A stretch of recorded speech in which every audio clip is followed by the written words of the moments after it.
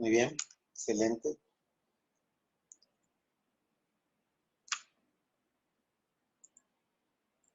Bueno, empezamos. Son 5 con 5 minutos. Antes que nada, quiero darle la bienvenida a los panelistas, a la directora del Centro Empresarial de Chetumal, al licenciado Canto, que va a ser nuestro conferencista, y en este momento daré la introducción a este curso. Estamos dando la más cordial bienvenida al curso de prevención de demandas laborales. Entendemos la importancia que significa extenderles estas herramientas para que ustedes, nuestros socios, enfrenten la crisis a la que nos estamos enfrentando actualmente de la mejor manera posible. Para mí es grato presentarles al licenciado José Melgar Canto Arau, quien es egresado de la Universidad de Quintana Roo en la carrera de Derecho. Él actualmente se encuentra laborando en la Secretaría del Trabajo y Previsión Social. Es nuestro representante en asuntos jurídicos de la Confederación Patronal de la República Mexicana. Es capacitador certificado externo para las empresas en materia laboral. Además, cuenta con su despacho jurídico Canto y Asociados, en donde brindará asesoría y apoyo jurídico que las empresas requieran. Este curso tiene una duración de 1 hora y media y se les dará un tiempo para que externen sus preguntas y comentarios al respecto de los temas expuestos. Sin más preámbulo, cedo la palabra al licenciado José Melgar Canto. ¿Qué tal? Muy buenas tardes. Bienvenidos a todos. Un saludo en particular a todos los participantes que nos acompañan esta tarde. Bienvenidos a este curso que se llama Prevención de Demandas Laborales. El objetivo general de ese curso tiene, como bien lo dice su nombre, es que ante la emergencia, ante la declaratoria de emergencia por causa de fuerza mayor, de acuerdo al coronavirus actual del COVID-19, pues bueno, hemos tenido diversas circunstancias como empresarios que nos han llevado a tomar decisiones, pues, en ocasiones un poco lamentables, como la de prescindir de los servicios de nuestros trabajadores, o en su caso muy extremos, pues en el cierre de muchas empresas, ¿no? En ese caso, pues bueno, para poder comenzar, le pediría a la licenciada Graciela si me pudiera apoyar con el material, por favor, para empezar con este webinar. Al principio de las diapositivas, hice un pequeño resumen de cómo se fue comportando las declaratorias que fue haciendo el gobierno federal, con cómo fueron evolucionando las declaratorias en cada uno de los casos. Entonces, si me pudiera apoyar, licenciada Graciela, por favor, con la información. Bueno, entonces aquí estamos viendo, pues nuevamente les doy la bienvenida a ese curso taller. Y en ese caso podemos ver en la primera diapositiva, pues es la cartera de bienvenida. En la segunda diapositiva,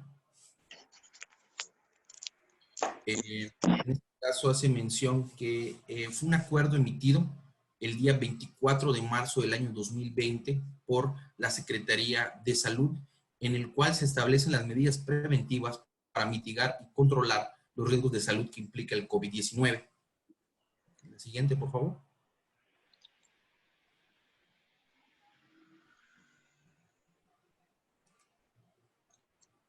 En ese caso, en el primer acuerdo menciona que tiene por objeto establecer medidas de control y mitigación que implica el mismo virus, el SARS-CoV-2, COVID-19.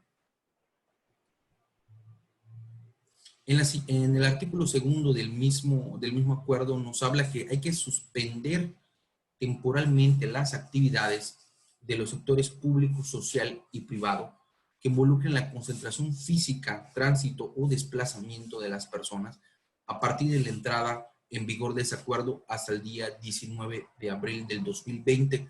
Si se dan cuenta, aquí en ningún momento habla sobre, o mejor dicho, hace mención sobre la palabra trabajo o laboral.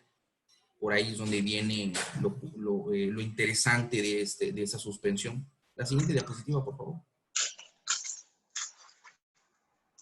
Posteriormente habla que las dependencias y entidades de la Administración Pública Federal y organizaciones del sector público y privado deberán instrumentar planes que garanticen la continuidad de operaciones para el cumplimiento de las funciones esenciales. Nuevamente les comento, en ningún momento hace referencia sobre la palabra labor o la palabra trabajo, con la misma intención de mitigar el virus. La siguiente diapositiva.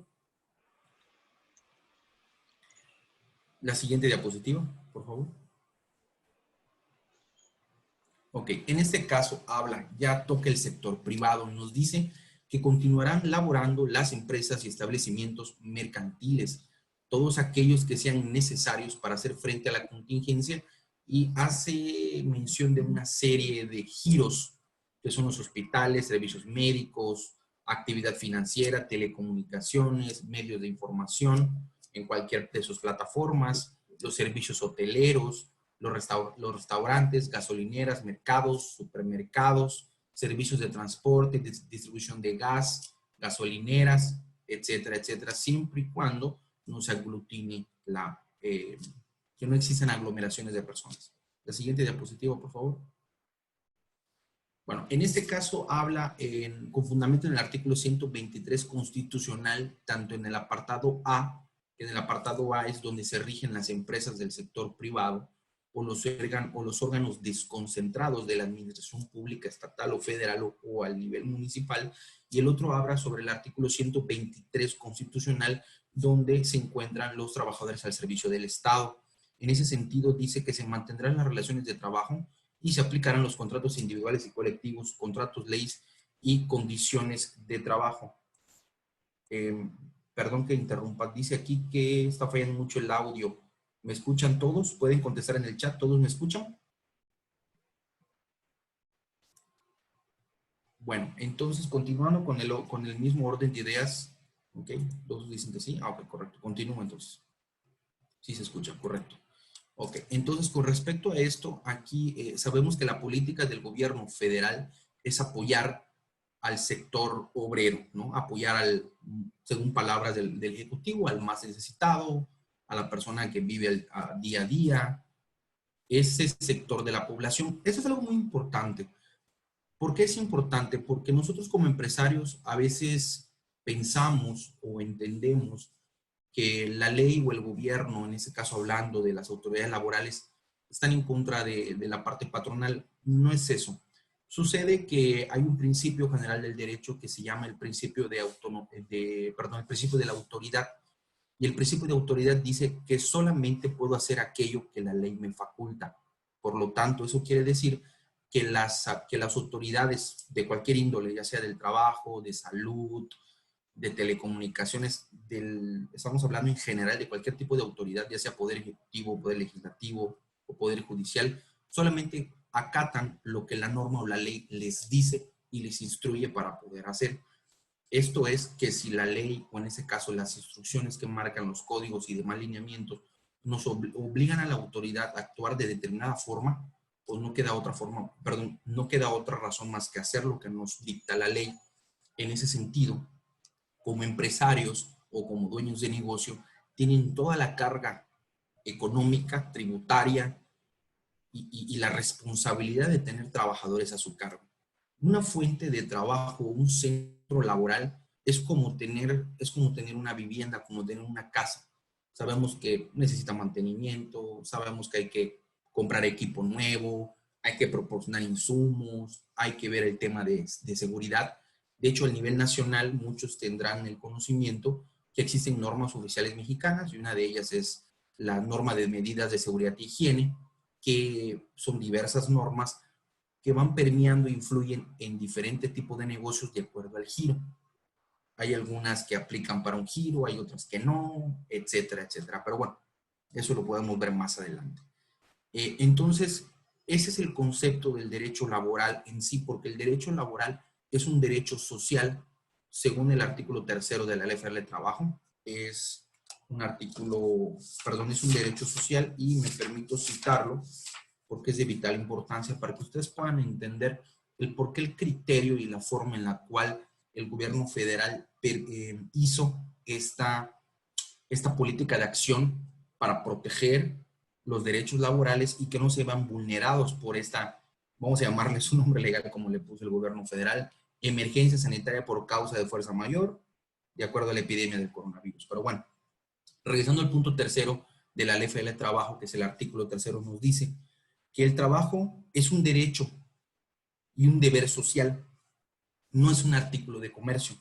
Esto quiere decir que las condiciones de trabajo y las prestaciones laborales de un trabajador no solamente están consagradas en la Ley Federal del Trabajo, sino también están consagradas en la Constitución Política de los Estados Unidos Mexicanos, como ya les mencioné, es en el artículo 123, apartado A.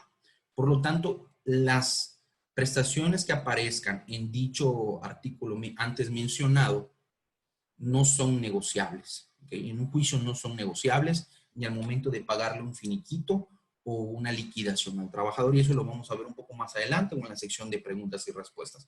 Si me podría, por favor, Graciela, apoyar con la siguiente diapositiva. Ok.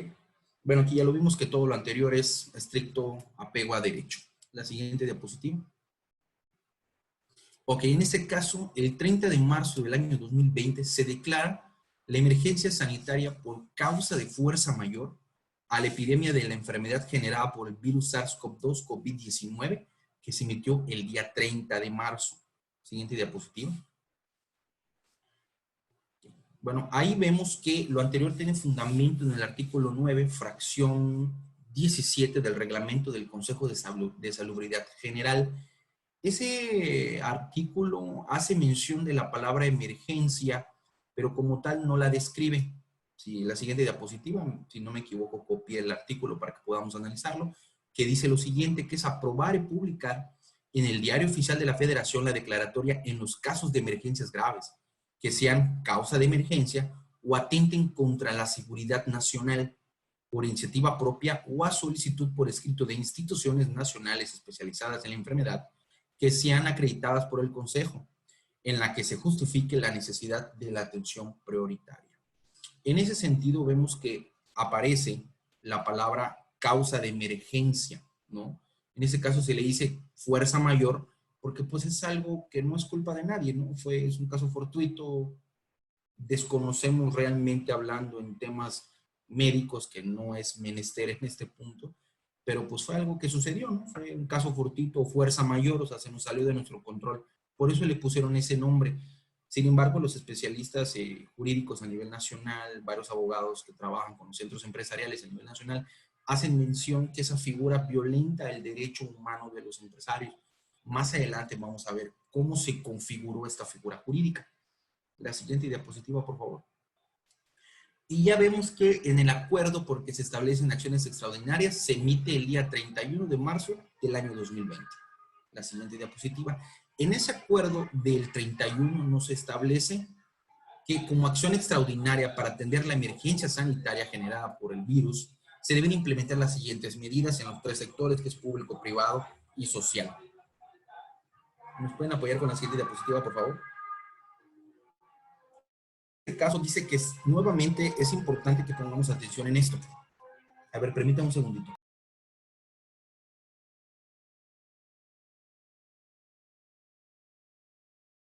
Ok. Dice lo siguiente, se ordena la suspensión inmediata del 30 de marzo al 30 de abril del año 2020 en las actividades no esenciales. Nuevamente es importante que no habla en la parte, es decir, no hace mención la palabra trabajo o labor. ¿Por qué? La estrategia desde mi punto de vista como abogado fue no trastocar la esfera jurídica en materia laboral. ¿Por qué? Porque en un juicio son dos partes, el patrón y el trabajador, no solamente el trabajador. Por lo tanto, al decir esa palabra, estás trastocando una esfera jurídica y ya podríamos hablar de un amparo. Sin embargo, en ningún momento hace eso. Y es muy importante lo que les mencioné, el artículo 9, fracción 17 del Consejo de Salud General. ¿Por qué? Porque ya se mención de la seguridad nacional. Entonces, esa esfera jurídica de derechos es de todos los mexicanos. Por lo tanto, como lo platicamos en anteriores sesiones de webinar, era inverosímil pensar o era un poco difícil creer que podría pasar un amparo porque el Ejecutivo Federal no dejó en claro si es una si es una contingencia, como lo marca la Ley Federal del Trabajo, que vamos a ver más adelante, el artículo que hace mención, y por qué hace la mención de una emergencia sanitaria por causa de fuerza mayor. Lo hace por la simple y sencilla razón de no trastocar o vulnerar los derechos del trabajador. Bajo esta tesitura estamos de acuerdo por el artículo 3º y lo que está consagrado en la Constitución. ¿Okay? En la siguiente diapositiva, por favor. La siguiente. Y aquí nos hace un listado el gobierno federal de cuáles son las actividades esenciales para poder mitigar esta contingencia, ¿no? Que obviamente es la rama de la salud, rama médica, paramédica, servicios de proveeduría, servicios y abastos que destaquen en el sector farmacéutico apoyando al gobierno para poder mitigar y controlar esta epidemia, así como la limpieza y sanitización de las unidades médicas en los diferentes niveles de atención. La siguiente diapositiva. Ok, en este caso fue muy hábil el acuerdo, muy ingenioso el acuerdo que manifiesta el gobierno federal al decirnos las actividades no esenciales, o mejor dicho, las actividades esenciales son las siguientes. Los financieros, hablando de bancos, etcétera. El de recaudación tributaria, obviamente. La distribución de venta de energéticos, gasolineras y gas. Regeneración de agua potable, industria de alimentos, bebidas no alcohólicas, mercado de alimentos, supermercados, tiendas de autoservicio. Todo lo que implique suministros y víveres para poder continuar o para poder abastecerse dentro de la pandemia. Y obviamente pues el servicio de producción agrícola, pesquera, pecuaria, agroindustria, en la industria química, productos de limpieza, ya vimos el lávate las manos y el quédate en casa, esa parte lo sabemos, y el tema de las ferreterías, servicios de mensajería, guardias de labores de seguridad privada y guarderías e instancias infantiles, ¿no? La siguiente diapositiva, esos son los giros que si se dieron cuenta cambiaron bastantes cuando leímos la anterior diapositiva, que era el del día 30, ¿no? Porque todavía hasta el anterior acuerdo hacía mención que podrían ser empresas del servicio de la hotelería. Ahorita totalmente dicen que no. Dicen, actividades esenciales son las siguientes. Y nuevamente les comento, en ningún momento tocan o hacen mención de la palabra trabajo o labor, por la razón que yo ya les expuse. Y aquí habla sobre servicios funerarios, cadena de frío de insumos, logística, aeropuertos y ferrocarriles, ¿no? Lo que busca el gobierno federal en esta epidemia es que existan los menores contagios, ¿no? En ese caso no pueden declarar, no, desde mi punto de vista, no declararon la contingencia sanitaria por dos cuestiones. La primera, porque pararían al nivel nacional todas las actividades y entraremos en realmente más allá de una crisis económica. Y la siguiente fue de que dijeron, bueno, ¿sabes qué? No es una contingencia sanitaria, es una emergencia sanitaria por causa de fuerza mayor, y eso lo hace mención en el artículo 132 de la LFL de Trabajo, en su fracción 19. Vamos a ver más adelante y vamos a hacer el comparativo jurídico de cuál es la diferencia legal, además de los efectos jurídicos que ya sabemos que la mayoría de los empresarios han venido quejando de que o hacen mención del salario solidario, pero yo no le puedo seguir pagando a mi trabajador su salario normal si no tengo un ingreso. ¿Por qué? Porque muchos negocios, pues son los negocios o los establecimientos, los tienen en unos locales donde el empresario no es dueño del local.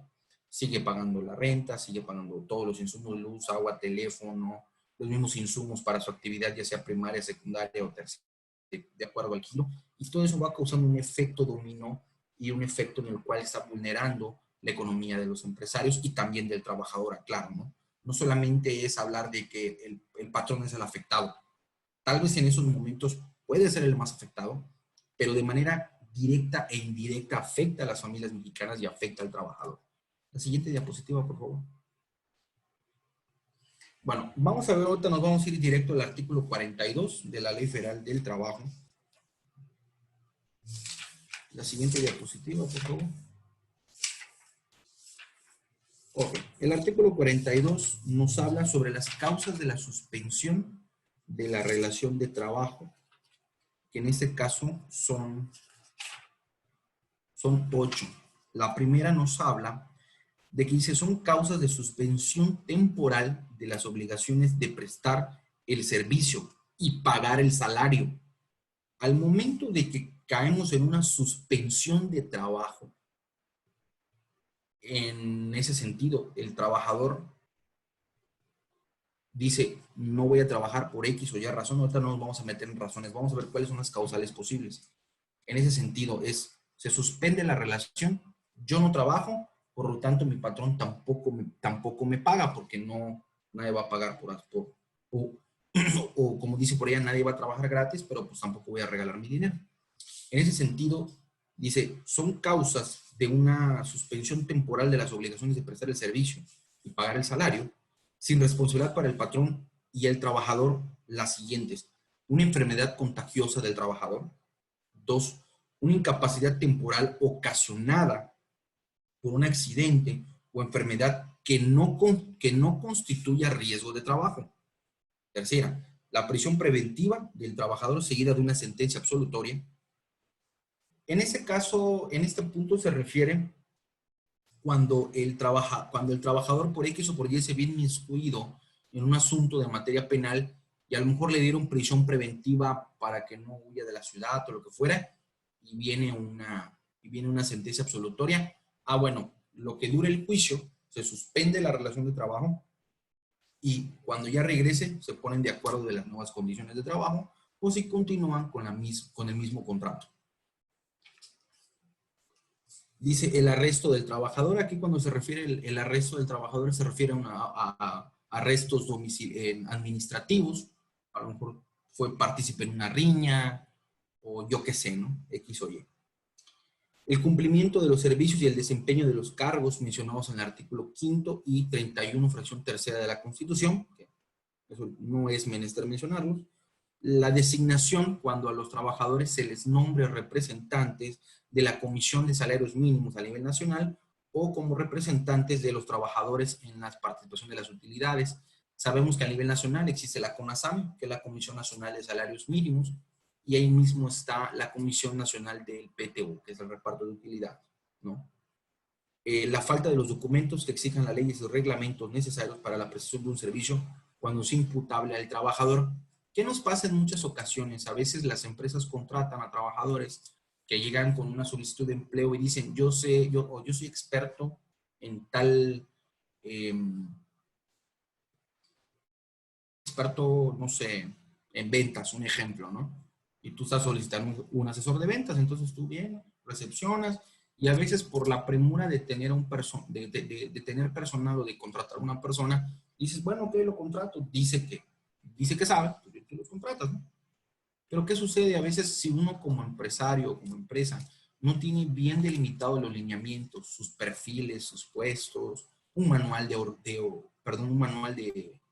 organización, un manual de procedimientos, un reglamento interno de trabajo, desconoces con exactitud, no en sentido general, con exactitud, cuáles son los lineamientos o cuáles son los documentos que necesitas para poder contratar a un personal. Debes tener un proceso de selección de personal para saber qué persona está entrando a tu empresa sin discriminar a nadie, claro, ¿verdad?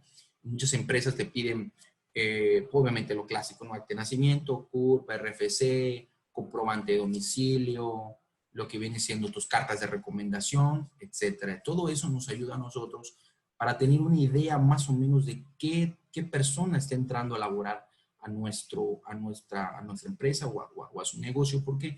Porque a veces tú ya tienes un ritmo de trabajo, ya tienes todo esquematizado. Entonces, si esa persona en vez de sumarse te empieza a restar, es cuando empiezas a tener diferentes problemas con todo tu personal.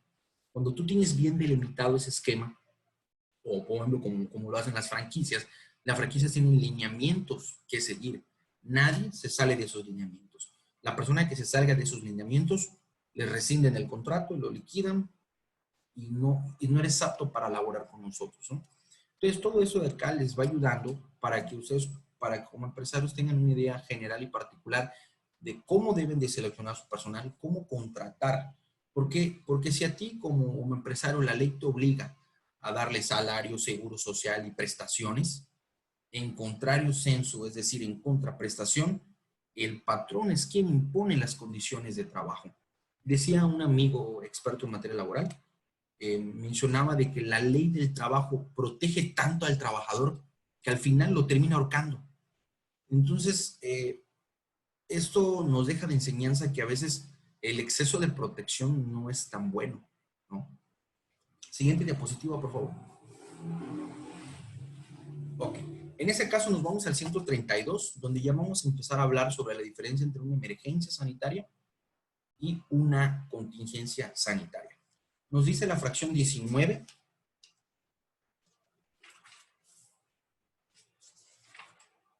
La 19 nos dice que el patrón, en este caso, el 132 habla sobre las obligaciones de los patrones. Y una de sus obligaciones, que es, nos vamos a ir directamente a lo importante, porque pues son 28 y leer todas pues va a ser muy tedioso. Nos vamos a la que realmente nos atañe, que es la número 19, dice que el patrón es obligación proporcionar a los trabajadores medicamentos profilácticos que determinen la autoridad sanitaria en los lugares donde existen enfermedades tropicales o endémicas o cuando exista peligro de epidemia. 19 bis, cumplir con las disposiciones que en caso de emergencia sanitaria fije la autoridad competente, así como proporcionar a sus trabajadores los elementos que señale dicha autoridad para prevenir enfermedades en caso de una declaratoria de contingencia sanitaria. Es decir, el concepto de emergencia sanitaria sí existe en la Ley Federal de Trabajo y está en el 19 bis, que nos dice que nosotros como patrones, o en ese caso el sector empresarial, se ve obligado a cumplir las disposiciones que marque la autoridad sanitaria. Y en este caso son los gobiernos estatales, la Secretaría de Salud, el Consejo General de Salubridad, que ya designó los integrantes, la Secretaría de Salud, ¿quiénes van a ser los que integran dicho consejo a nivel federal? Entonces, ellos ya dictaron los lineamientos, por lo tanto, ¿qué tenemos que hacer? Acatarnos como ciudadanía a lo que marca esos lineamientos. Ahora bien, para los sectores que se vieron vulnerados ante esta emergencia sanitaria por causa de fuerza mayor, ¿qué dicen?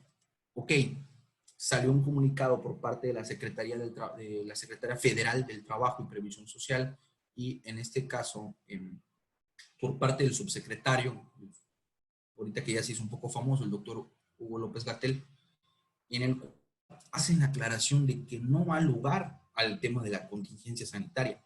Es una emergencia.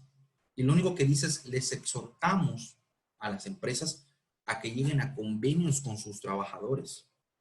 Ahí se abre un abanico de posibilidades que como empresarios debemos y podemos hacer, porque está fundamentado en el artículo 33 de la Ley Federal del Trabajo.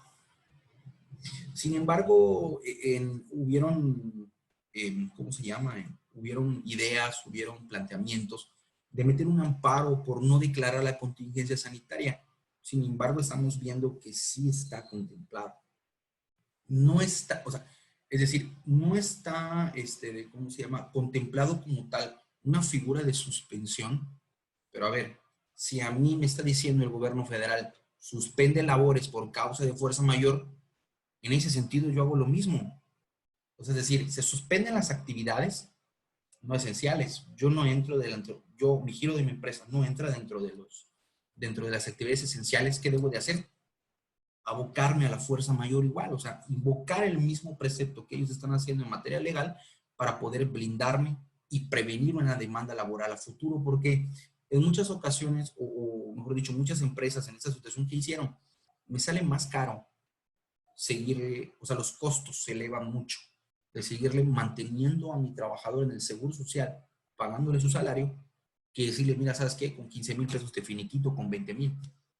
Con todo, como si fuese un despido justificado, ¿no? Te pago prima de antigüedad, tu salario, vacaciones, prima vacacional, aguinaldo, tu correspondiente de tu reparto de utilidades y tus 90 días de indemnización constitucional y tanta, ¿no? Te pago, aquí está. ¿Por qué? Porque el pagar el impuesto sobre nómina, el pagar el seguro social, me sale mucho más caro que liquidar. Sin embargo, como sabemos que uno de los principios generales del derecho es la estabilidad en el empleo, eso como patrones nos cargan a nosotros una vez más la carga económica de mantener una fuente laboral, porque no solamente al momento de que tú despides a una persona o la renuncia o como fuera la situación, no solamente es una persona, esa persona representa a 2 o 3, que puede ser esposa, mamá, sí, esposa, mamá, hijos, una familia, 3, 4, hasta 5 personas en ocasiones, Y no es que una persona se quedó sin un ingreso, sino son 5 personas, ¿no? Que ya se ven dentro del sector, se ven vulnerados. Siguiente diapositiva, por favor. Ok, entonces nos vamos al 427, que habla sobre que es el capítulo 7, que habla sobre la suspensión colectiva de las relaciones de trabajo. Y ahí es donde se encuentra el precepto de la contingencia sanitaria. Para mí es muy interesante y muy curioso este análisis jurídico que se realizó en estos días para poder darles este webinar, porque si bien es cierto que la contingencia sanitaria fue una declaratoria de emergencia sanitaria por causa de fuerza mayor, perdón que sea un poco específico, pero así es en el derecho, es una emergencia sanitaria por causa de fuerza mayor. Y el artículo 427 nos habla la siguiente: son causas de suspensión temporal de las relaciones de trabajo en una empresa o establecimiento, fracción primera, la fuerza mayor o caso fortuito no imputable al patrón, o su incapacidad física, mental o la muerte, que produzca como consecuencia necesaria, inmediata y directa la suspensión de los trabajos. Es decir, si bien es cierto que ¿por qué todos querían que se declarara una contingencia sanitaria? ¿Por qué? Porque nosotros decimos, te pago el salario mínimo, le doy vista al seguro social porque ya lo declaró el gobierno y todos los pagos, se suspenden. Al no existir una contingencia sanitaria declarada en el artículo 427, fracción 7, es una emergencia sanitaria, por lo tanto, no ha lugar a todos los efectos jurídicos que trae consigo el 427, fracción 7, ¿no? Sino que deja el abanico abierto para que cada empresa o cada patrón negocie con sus trabajadores las condiciones de trabajo que venían devengando para poder seguir subsistiendo la fuente laboral. ¿Por qué? Porque eso trajo consigo varios efectos, ¿no? A muchos empresarios se vieron en la imperante necesidad de cerrar sus negocios, de plano cerrarlos, o sea, eliminar esa fuente de trabajo, cuando realmente ahí estamos afectando el principio general del derecho, que es estabilidad en el empleo. Entonces ahí se contraponen diversos puntos de vista y diversas situaciones y aspectos legales que ocasionaron mucha confusión, ¿no? Muchos dimes y diretes entre diferentes fuentes de trabajo, etcétera. Muchos trabajadores sintieron que se vieron vulnerados su derecho, el patrón se siente en estado de indefensión ante esta situación, porque no es ni, ahora sí que dicen, no es ni Juana ni es Chana, ¿no? O sea, no hay dónde encajonar ese sentido. ¿Qué es lo que qué es lo que vamos a seguir viendo? Antes de dar las recomendaciones, vamos a pasar con el siguiente fracción para irnos desglosando poco a poco, ¿no? El número 2 dice que es la falta de materia prima no imputable al patrón, el exceso de producción con relación a sus condiciones económicas y a las circunstancias del mercado, la incosteabilidad de naturaleza temporal notoria y manifestación de la explotación, la falta de fondos y la imposibilidad de obtenerlos para la prosecución normal de los trabajos, si se comprueba plenamente por el patrón, la falta de administración por parte del Estado de las cantidades que se haya obligado a entregar a las empresas con las que hubiese contratado trabajos o servicios, siempre que aquellas sean indispensables, ¿no? La suspensión de labores o trabajos que declare la autoridad sanitaria competente en los casos de contingencia sanitaria. El artículo 428 nos habla de lo siguiente: la suspensión puede afectar a una empresa o establecimiento o alguna parte de ellos. Se tomará en cuenta un escalafón de los trabajadores, efecto que sean suspendidos los de menor antigüedad. Ya nos quedó claro en el artículo 42 que la suspensión, al momento de que se suspende la relación de trabajo, no hay ingreso. Es decir, si yo no estoy trabajando como trabajador, yo no tengo derecho a un salario. El artículo 42 nos dice, temporalmente se verá suspendido esto. ¿Qué hizo en este caso? Ese es uno de los efectos de la emergencia sanitaria por causa de fuerza mayor, que podemos suspender la relación de trabajo. Claro, no te estoy despidiendo, ni estoy rescindiendo la relación obrero-patronal, ¿ok? Ni tampoco la estoy terminando. se está suspendiendo, está en stand-by, está en un status quo en el cual ni puedo trabajar, ni te puedo pagar, ni yo, patrón, no puedo abrir y tampoco tengo ingreso y no te puedo pagar. Por lo tanto, el suspender las relaciones de trabajo en tu empresa está fundamentado en el artículo 427, fracción primera, que vamos a ver más adelante. ¿Cómo es que vamos a manejar esos avisos de suspensión de las relaciones de trabajo por causa de fuerza, perdón, por la declaratoria de emergencia de causa de fuerza mayor por el virus SARS-CoV-2, COVID-19, ¿no? Siguiente diapositiva, por favor. Si estamos hablando del, perdón, la anterior, perdón, todavía no hemos terminado, que es el 429, que nos habla sobre, dice el 429, en los casos señalados en el artículo 427, que el 427 son las causas de suspensión temporal de relaciones de trabajo, nos dice el 429. En los casos señalados en el artículo 427, se observan las siguientes normas. Si se trata de la fracción primera, el patrón o su representante dará aviso de la suspensión a la Junta de Conciliación y Arbitraje para que ésta, previo el procedimiento consignado en el artículo 892 de la Ley Federal del Trabajo, lo apruebe o lo desapruebe. Nosotros, es decir, si mi empresa no es una actividad esencial, yo entro en el supuesto en que el gobierno federal dice, suspende actividades. Yo hago lo que dice el gobierno, yo suspendo actividades. Estoy suspendiendo temporalmente la relación de trabajo. Esto quiere decir que yo como patrón no me veo obligado a darle un salario obligado al trabajador. No me veo obligado a dárselo. Sin embargo, se ha hecho por las circunstancias y todo, porque pues sabemos que es una situación difícil. Pero hablando legalmente, puedo suspender la relación de trabajo de acuerdo a lo que está fundamentado acá y de acuerdo al 892, que es un procedimiento especial de derecho individual. Vamos a ver más adelante. En este caso dice, si se trata de la fracción 3 y 5, el patrón previa suspensión deberá obtener autorización de la Junta. Lo que es la fracción primera, segunda y tercera del 429, se tendrá que hacer el procedimiento ante la autoridad competente, que en este caso ya es la Junta Especial o la Junta Local, dependiendo de la circunscripción en la cual ustedes estén, para poder realizar la suspensión de labores. ¿Okay?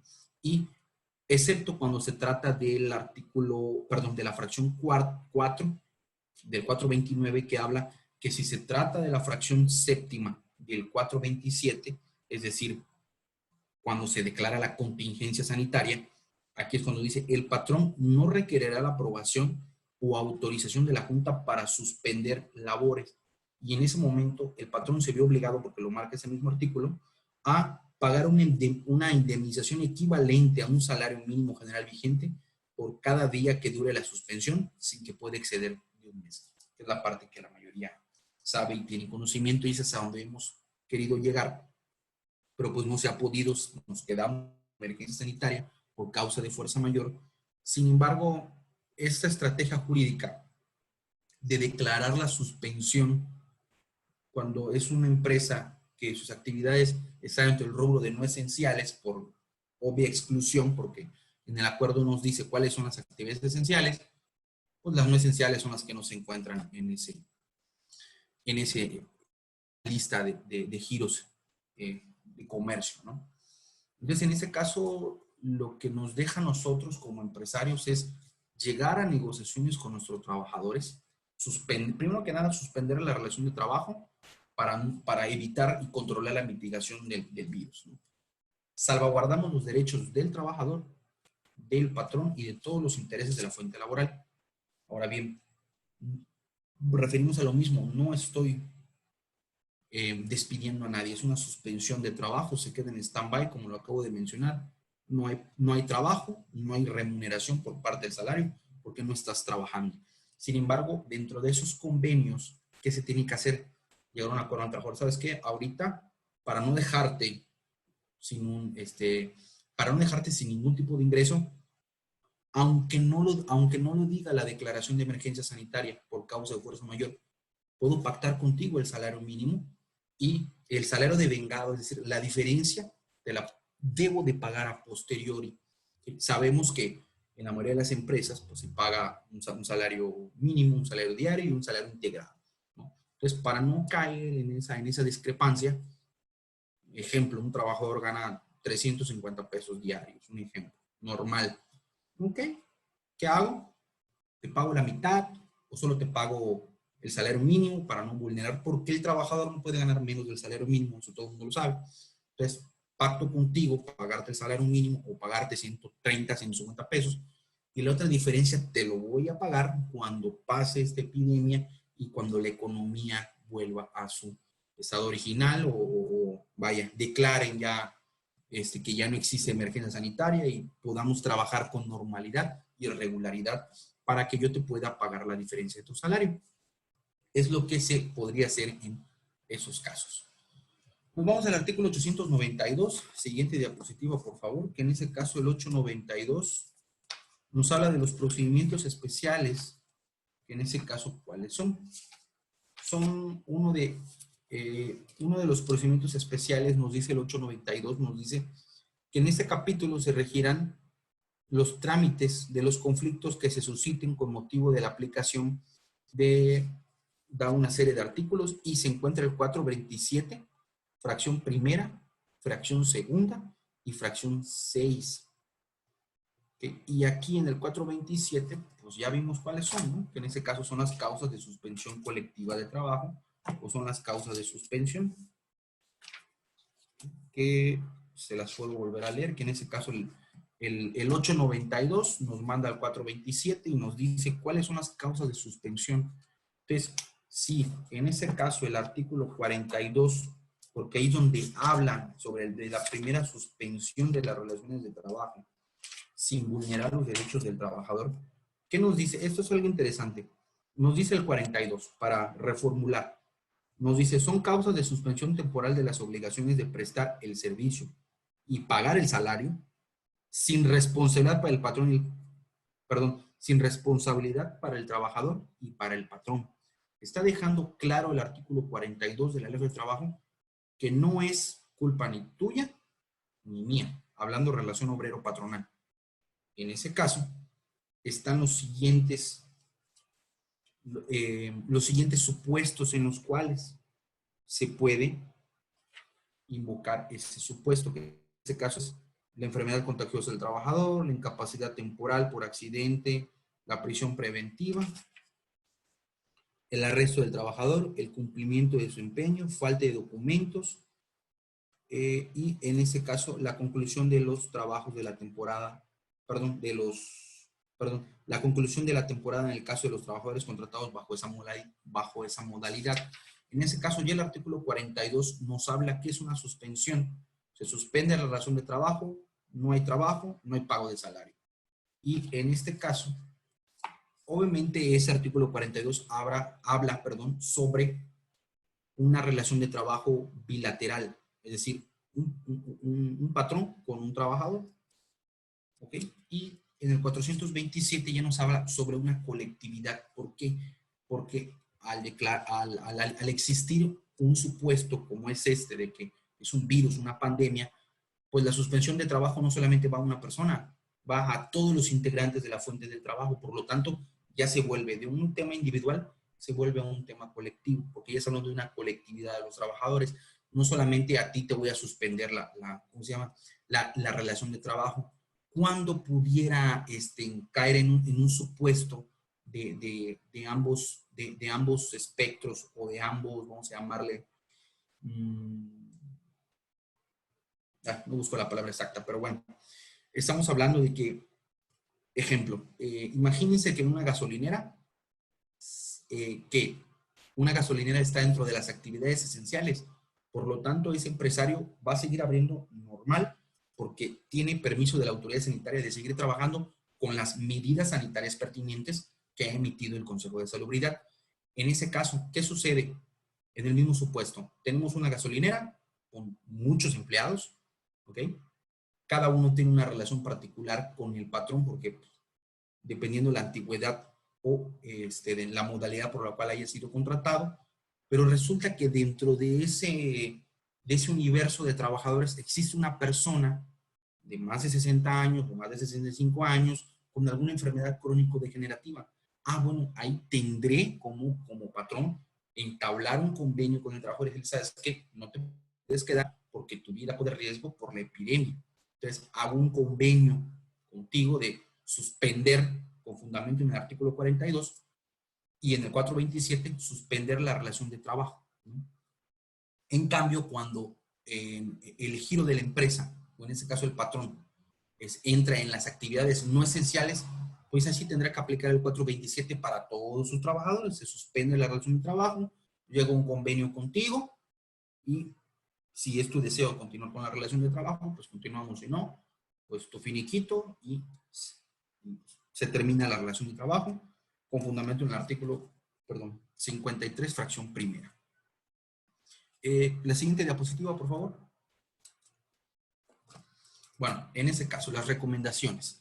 ¿Cuáles son las recomendaciones? La siguiente diapositiva. La primera recomendación que se les da para las empresas que no están dentro de las actividades esenciales que declaró en este caso el gobierno federal, pues es suspender la relación de trabajo, emitir un comunicado, ya sea como persona física o como persona moral, hacer una declaratoria con fundamento en el acuerdo, en el acuerdo emitido el día 31 de marzo, en el cual en uno se declara la emergencia sanitaria y en el otro es donde viene la lista de cuáles son las empresas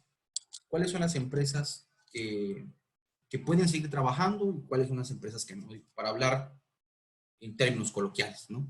El siguiente, para evitar una posible demanda, ¿qué es lo que se aconseja, lo más recomendable? Realizar unos convenios modificatorios de las condiciones de trabajo. Por ejemplo, si son empresas prestadoras de servicios, no sé, un despacho contable, ¿no? Sabemos que las actividades financieras siguen, las actividades financieras y las actividades tributarias siguen operando. Entonces, pues todos los empresarios tienen que declarar sus impuestos, ¿no? Porque la declaratoria fue de marzo a la fecha. Entonces, por lo tanto, pues, ¿sabes qué? Trabajadores, existen estas plataformas como el Zoom, el Classroom, diferentes plataformas, nos ponemos en plataforma y el Work Office, ¿no? O sea, vamos a ir, nos vamos a sentar 8 horas en la computadora o nos vamos difiriendo 4 horas y 4 horas y vamos y seguimos trabajando y te sigo pagando lo mismo, o ¿sabes qué? Pues no todos los clientes están pagando, solo te puedo pagar la mitad, y llegar ¿cómo se llama? A convenios. Esos convenios, para que tengan una validez y un sustento jurídico, deberán ser ratificados ante la Junta de Conciliación y Arbitraje. Pero dices, bueno, oye, se supone que no debe de haber aglomeraciones. Bueno, en este caso, tienes unos 10 trabajadores, puedes pedir el apoyo de la autoridad. ¿Sabes qué autoridad? Voy a ir tal día, tal hora con 2 trabajadores. Vamos 2 trabajadores. Tienes 10, otros 2, y así te vas hasta que cumplas con todo, para que tú como patrón quedes protegido. Ahora bien, en los convenios modificatorios hay cosas que no se pueden poner. Una de ellas es la renuncia de algún derecho consagrado en la Constitución o en la Ley Federal de Trabajo, cualquier prestación. Araceli Chávez dice, se escucha una conversación. Okay, perdón, no sé qué pasa, creo que pasó alguien aquí con ¿cómo se llama? Como un tipo vocero. Bueno, en este caso, continuamos. Entonces, todos estos convenios modificatorios de las condiciones generales de trabajo con los empleados de sus empresas con fundamento en el artículo 33 de la Ley Federal de Trabajo nos dice que todo convenio, para que tenga validez, deberá ser ratificado ante la Junta de Conciliación y Arbitraje. ¿Okay? Dice, todo convenio o liquidación, para ser válido, deberá hacerse por escrito y contener una relación circunstanciada de los hechos que motiven y derechos comprendidos en él. Será ratificado ante la Junta de Conciliación y Arbitraje, la que aprobará siempre que no tenga renuncia de los derechos de los trabajadores. ¿Por qué les comento eso? Porque muchos empresarios o muchas personas tenían la duda y me estaban preguntando, oye, pero ¿cómo le voy a pagar este mes o estos meses si no tuve ingresos? No, o sea, eso lamentablemente la ley no da pie a eso porque son derechos irrenunciables. Entonces, si está en la Constitución, no puedes tú realizar convenios en cualquier materia, no solamente en la materia del trabajo, que tú renuncies a un derecho consagrado tuyo en la Constitución. Es inconstitucional, no puedes renunciar a un derecho consagrado en la Constitución. Por lo tanto, si los convenios que ustedes realicen con sus trabajadores deberán estar bien fundados y motivados para realizar esos cambios en las relaciones de trabajo. ¿Por qué? Porque normalmente en un contrato laboral, o cuando uno establece un contrato con un trabajador, ¿qué es lo primero que te pregunta el trabajador? ¿Cuánto voy a ganar y cuál es mi horario? ¿Y qué voy a hacer? Y tú como patrón dices, bueno, tú tienes que venir aquí de tal hora a tal hora, tus funciones son tales, tienes que venir de lunes a viernes o de lunes a sábado, o va a haber días que te toque trabajar domingo, dependiendo del giro de la empresa, y te voy rotando tu día de descanso. ¿Okay?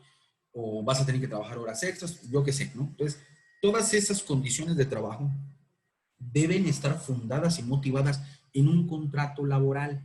En muchas ocasiones, como patrones, le tenemos temor de firmar un contrato de trabajo con un trabajador porque nos vemos coaccionados o nos vemos ya comprometidos en una relación de trabajo. Pero créeme con toda sinceridad que el no firmar un contrato de trabajo, el más afectado en este caso no es el trabajador, es el patrón. ¿Por qué? Porque suponiendo que tú no le das trabajo, que tú no le haces un contrato, pasan 3, 4, 5 años y un día te dice renuncio. Ah, pues tú dices, bueno, tú entraste en el 2014. No, no es cierto, yo entré en el 2013. No, no es cierto, entré en el 2012. Entonces, si tú no llevas un control de tus contratos laborales, cuándo entró, ¿eso en qué te ayuda? ¿En qué te ayuda a tener una lista de asistencia? Te ayuda para el cálculo de sus prestaciones, para su cálculo de su finiquito, para el cálculo de su PTU, para el cálculo de su aguinaldo, para el cálculo de sus vacaciones. De acuerdo al día laborado varía la cantidad que le puedes pagar al trabajador. Entonces, eso es lo importante, porque en ese caso, en caso de alguna demanda, quien tiene la carga de la prueba es el patrón. Lo marca el artículo 784 de la Ley Federal de Trabajo, y sí me permito citarlo porque es muy importante. Eh, en la parte de mi experiencia o en las consultorías que he otorgado, me dicen, no, pues si él me demanda, él lo tiene que probar. Estamos acostumbrados, porque pues siempre tenemos un colega o un amigo conocido abogado, que hemos escuchado la frase que te dice, no, tú deja que lo pruebe. El que afirma tiene la obligación de probar. Eso es un principio general del derecho. En muchas materias se aplica. En la materia laboral no se aplica así. Es decir, el trabajador puede escribir en su escrito de demanda, si ustedes quieren, que trabajaba 12 horas al día, que nunca le dice seguro, que nunca le pagase horas extras, que jamás le dice ninguna prestación. Tú como patrón, con fundamento en el 784, que dice, la Junta examinará de la carga de la prueba al trabajador cuando por otros medios esté en posibilidad de llegar al conocimiento de los hechos. ¿Esto qué quiere decir? Porque recuerden que toda demanda tiene un documento base de la acción, pero si el trabajador nunca le diste su contrato, nunca le diste un recibo de nómina o algo, él va a decir, yo trabajaba para Patito Plus, pero no sabe que el nombre fiscal es Nescafé SDCB, perdón, un ejemplo, o HP SDCB, yo qué sé. O sea, no sabe el nombre fiscal o la denominación o razón social de la empresa, él demanda el nombre comercial o quien resulte responsable de la fuente de trabajo.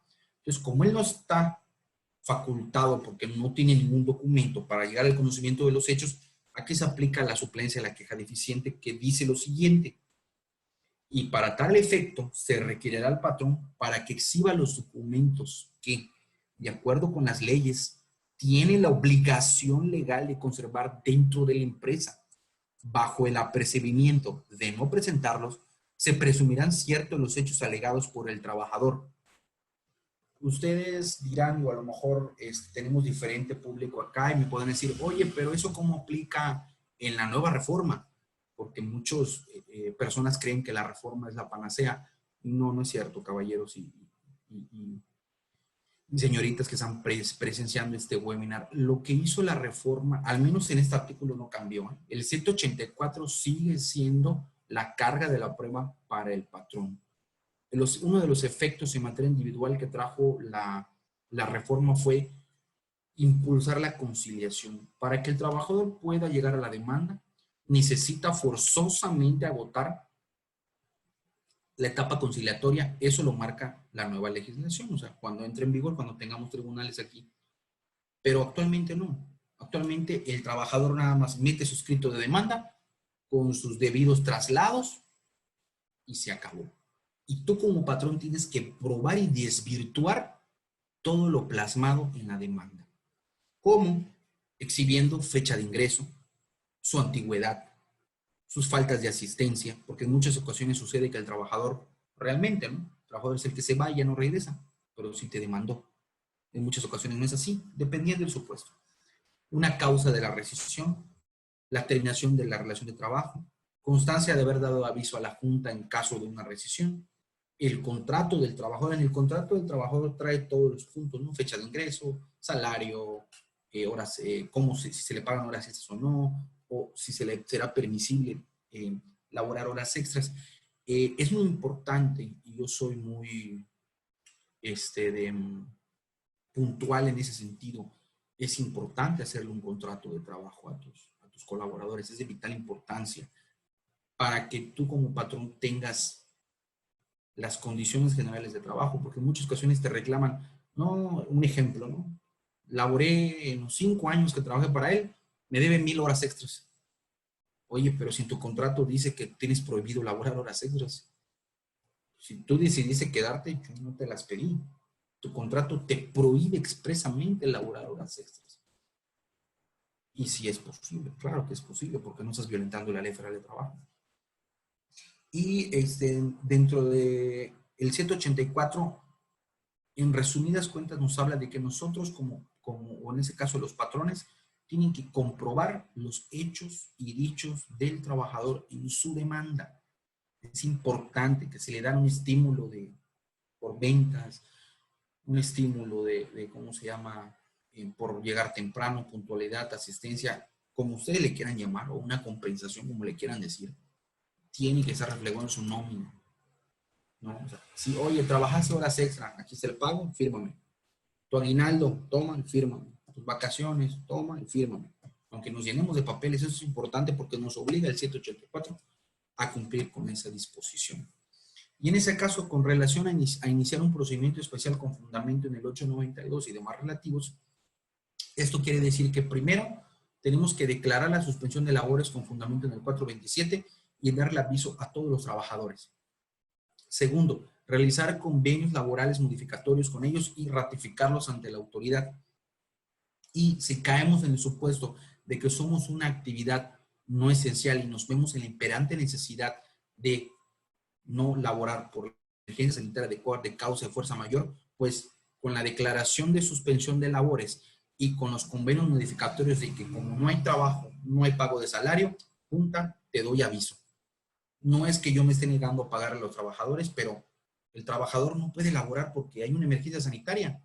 Entonces yo no puedo obligar al trabajador a seguir colaborando conmigo. Y si yo abro, pues la autoridad me puede multar o me puede clausurar mi negocio. Por lo tanto, autoridad, te doy vista y que resuelva. No estás vulnerando ningún derecho, ¿okay?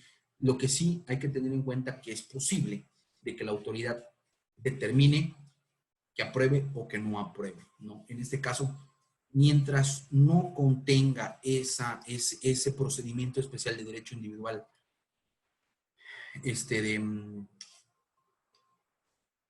renuncia expresa de los derechos consagrados en la Constitución y en la Ley Federal de Trabajo, no tiene por qué haber ningún tipo de problema. Siguiente diapositiva, por favor. Bueno, los efectos jurídicos. Los efectos jurídicos en estos son, pues bueno, muchos de ellos ya los mencioné. Nos ayuda a nosotros a prevenir una demanda porque no existe un despido, es una suspensión de relaciones de trabajo por causa de fuerza mayor debido a la nueva epidemia por el coronavirus, COVID-19, y todos los convenios modificatorios deben ser fundados y motivados en apego a la Ley Federal del Trabajo, ¿ok? ¿ok? Si ustedes se ven en la necesidad de tener que suspender relaciones de trabajo, háganlo y hagan convenios con sus trabajadores, con los que puedan, con la carga económica que puedan. ¿Sabes qué? Ahorita solo te puedo pagar tanto. Cuando esto se regularice, cuando termine la epidemia, la pandemia, yo me comprometo a darte la retribución de tu salario, ¿no? Para que esto quede, ¿no? Los convenios laborales puede decir, ¿sabes qué? Te puedo pagar, no sé, en 2 meses en 2 meses se hicieron 12,000 pesos de salarios. Ah, bueno, te lo voy pagando mes a mes, te lo voy pagando a 6 meses, te lo voy difiriendo, te doy 2,000, te doy 1,000, y así hasta que yo te pague el salario atrasado, ¿no? Todo siempre y cuando esté apegado a derecho.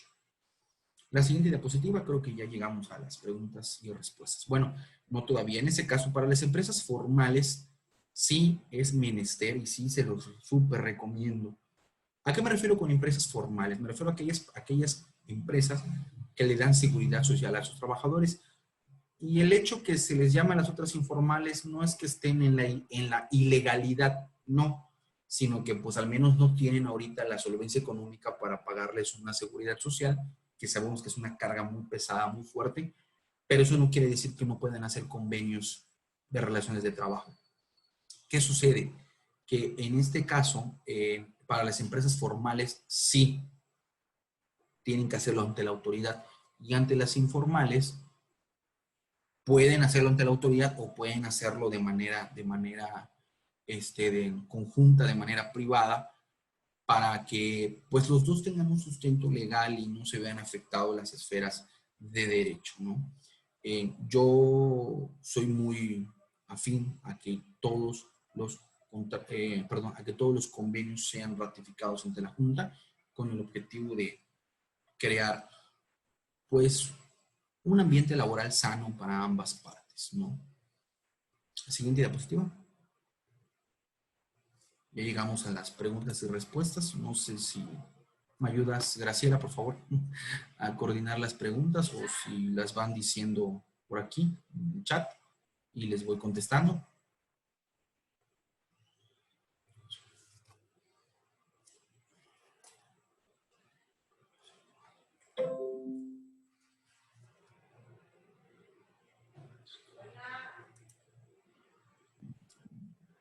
Bueno, muchas gracias, licenciado Canto. A continuación, en el chat les leemos todas sus preguntas que ustedes tengan. Por favor de escribirlas. Aquí les leemos.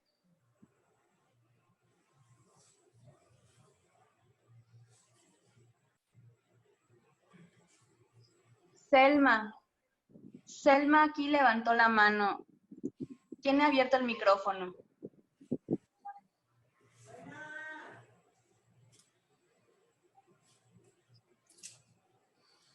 Creo que Selma lo tiene bloqueado su audio, creo. Sí. Ok, bueno, ¿me escuchan? Sí, Sí, la escuchamos. Ok, buenas tardes, mucho gusto. Soy Selma Rodríguez, yo estoy representando a Sumacasa en Playa del Carmen. Yo tengo una duda. Mencionabas hace un momento sobre el tema de los convenios, ratificarlos ante la Junta.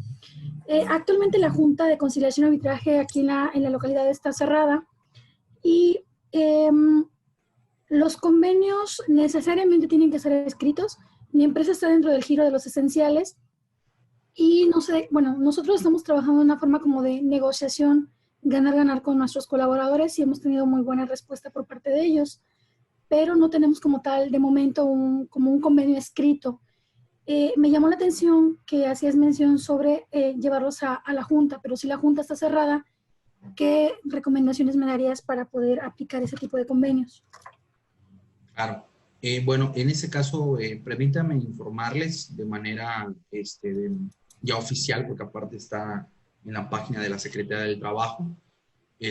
Recordemos que ante todo lo que aquí se comenta, se platica y se dice, pues tiene fines académicos y sin fines de lucro, y es con el objetivo de poder apoyar y despejar dudas de los empresarios y de los representantes de las empresas. En este caso, si tu giro se encuentra dentro de las actividades esenciales, sí es muy importante, pero muy, muy importante que lo hagas por escrito. ¿Por qué? Como lo mencioné, el artículo 784 te obliga a ti como patrón a que tengas la carga de la prueba. ¿Qué es tener la carga de la prueba? Sabemos que en las mayorías de las materias legales, te pongo un ejemplo muy claro, en materia mercantil. Por ejemplo, si a mí me deben dinero, ¿cómo yo acredito que esa empresa o esa persona me debe dinero? Con un título de crédito. ¿Qué es un título de crédito? Puede ser un pagaré, puede ser un cheque, puede ser una letra de cambio, puede ser una factura y en la parte de abajo hace mención que esa factura todavía... Un documento que a mí me acredite que esa persona me debe a mí. ¿Ok? Para que yo pueda demandar a esa persona y realizar el cobro, yo necesito un documento base de la acción. ¿Okay? Ahora bien, ¿qué te quiero decir con eso? Que yo no te puedo demandar si yo no tengo el pagaré, porque no tengo cómo acreditar que me debes. En materia laboral no es así. ¿Por qué? Porque como el patrón es quien paga salarios, quien paga impuestos, quien paga la nómina, quien paga el seguro, quien paga todo, pues ¿quién debe de tener? Es decir, ¿quién tiene el dinero? El patrón. Por lo tanto, yo me veo obligado y la ley me obliga a que todos esos documentos yo los tenga bajo mi resguardo. Es decir, nóminas, ya lo dije, fecha de ingreso, su prima de antigüedad, si le pagué reparto de utilidades, si le pagué todas sus prestaciones, yo lo debo tener documentado. ¿Por qué? Porque eso en un juicio, yo lo he visto en mi experiencia, te puede demandar por 10 años de vacaciones. Pero obviamente existen excepciones a la ley, existen prescripciones en las cuales pues nada más puedes reclamar un año anterior exigible, ¿no? Pero pues mientras, aunque ponle que no te gane el juicio, pero mientras ya te hizo cansada de tienes que contestar la demanda, un juicio, y si tú te vas con la idea de que, no, él me tiene que probar de que yo no le pagué. No puedes probar hechos, o sea, no puedes probar hechos negativos. A ver, permíteme un segundo, no me cuelguen ahorita.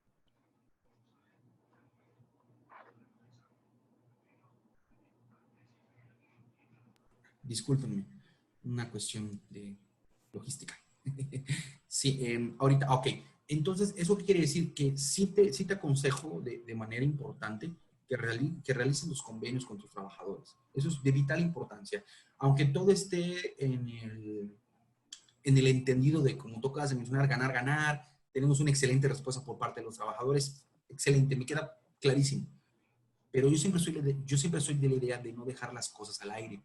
Siempre hay que documentarlo, siempre hay que fundamentarlo, porque puede existir que en algún supuesto, pues pase lo que todo el mundo no quiere que pase, una demanda, ¿no?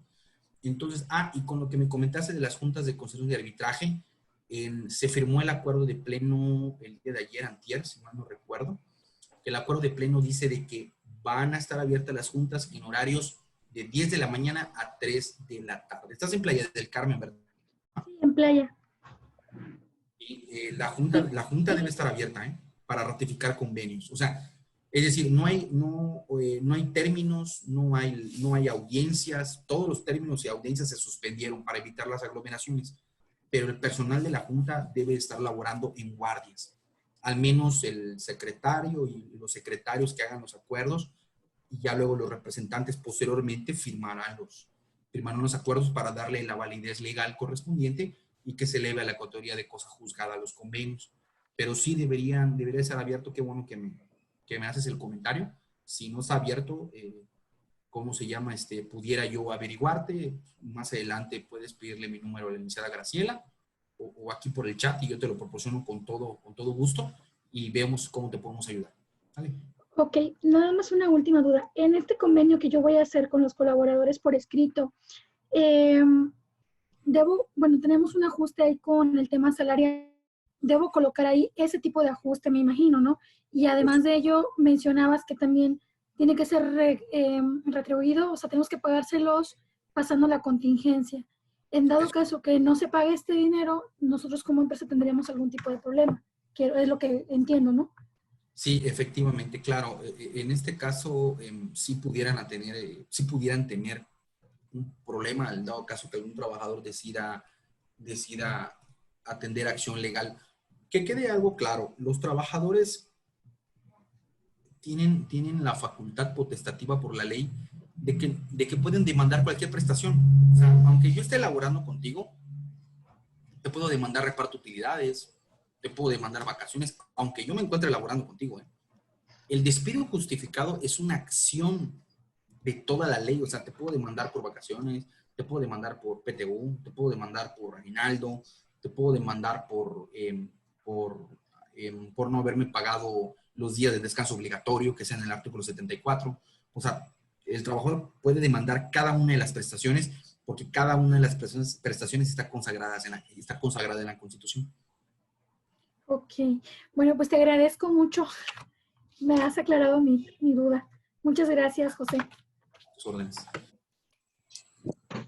Bueno, tenemos un par de comentarios, un par de preguntas en los mensajes y una mano alzada. Primero fueron las preguntas de Luis Salas. Ok, ¿Lo leo o lo leo? Sí, ya lo vi, Graciela, gracias. Dice, en caso que los trabajadores no estén representados por un sindicato, ¿se puede nombrar un representante común por los trabajadores para que éste comparezca a la Junta a ratificar el convenio? Muy buena pregunta. Mira, en este caso, Luis, si no existe contrato colectivo, no puede firmar un representante por todos. Los derechos de los trabajadores son irrenunciables, imprescriptibles, intransferibles e inalienables. Es más, la única forma para que una persona cobre el salario o las prestaciones o el finiquito de un trabajador es en caso que el trabajador fallezca y sus beneficiarios puedan cobrar ese dinero, ya sea afores, seguros, lo que fuere, finiquito, liquidación y todo, mediante un proceso especial de derecho individual, solamente sus beneficiarios, que en ese caso depende mucho de la figura jurídica en la cual el beneficiario esté casado. Si es por bienes mancomunados, pues su esposo o su esposo. Si es por bienes separados, pues sería en ese caso los hijos. Si los hijos son menores de edad, pues el tutor en dado caso, ¿no? Pero si no están representados por un sindicato, el convenio es personalísimo. No se puede delegar el derecho de firmar un convenio. Es decir, los derechos del trabajador son intransferibles, para acortar la pregunta. Si te respondí, pues pon en el chat que sí. Si tienes otra duda, pues me comentas. Continúo, Graciela, con tu permiso. Dice, en la Junta de Durango no aprueba el convenio, es decir, no señala la palabra prueba, solo señala que se tiene por recibido y registrado, considera que con el pido puedo defenderme ante un juicio. Bueno, me parece un poco extraño lo que me comentas. Bueno, ya serán los criterios de cada junta local, pero la junta forzosamente se ve obligado a, ¿cómo se llama?, a pronunciarse. En este caso, si la junta no se pronuncia al respecto, no es tanto el sello, porque es decir, no es que el sello sea válido, o que sea, vamos a llamarle, una varita mágica, de que, ya tengo el sello, ya, no. O sea, tú como patrón, tú ya le diste vista a la junta. Tú ya le diste vista a la junta y en el convenio tiene la firma de tus trabajadores, tu firma expresa de los trabajadores, con su firma y su huella dactilar. Entonces, los derechos están salvaguardados de ambas partes. En dado caso que tengas algún problema, tú le dices, tendría que ser por medio de la vía del amparo, decir, oye, autoridad, no te pronunciaste ante esto, estás violentando mis derechos porque me estás dejado en estado de indefensión. Por lo tanto, no puedo yo defenderme ante esta demanda que me está llegando porque tú no te pronunciaste ante el convenio modificatorio de relaciones del trabajo, ¿no? Si te contesté tu duda, pues igual coméntame. Si no, no te dejó claro, te lo puedo volver a explicar. Dice, por el Sistema Nacional de Salud. La siguiente participación es para Teresita de Jesús Areníbar. Ok, correcto. Le voy a dar para que hable. Claro.